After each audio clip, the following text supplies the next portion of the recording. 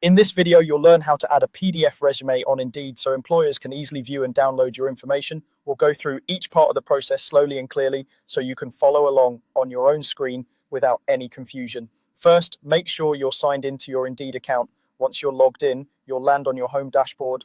This is the main page you see after signing in, where you can usually find your job recommendations, recent searches, and any alerts or messages. From here, we're going to navigate to the area where your resume is managed. On the home dashboard, look toward the top of the page for your account options. This might appear as your profile picture, your initials, or a simple account or profile label, usually in the upper right-hand corner. Go ahead and click on that to open your account menu. Within this menu, you should see an option related to your profile or your resume. Choose the profile or resume option to open the resume section. Once you're in your profile area, you're now in the place where Indeed stores your resume details. This page may show you any existing resumes you've created directly on Indeed or any files you've previously uploaded. To add your PDF, look for a button or link that says Upload Resume.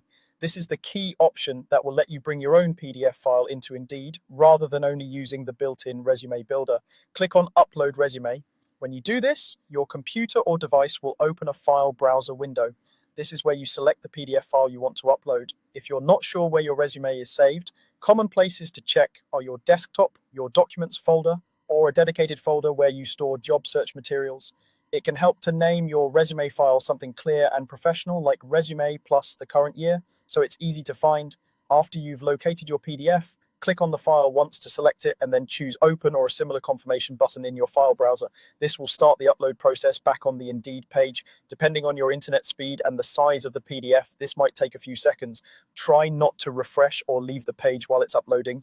When the upload finishes, Indeed should show your PDF resume as the active resume on your profile. Take a moment to confirm it looks correct.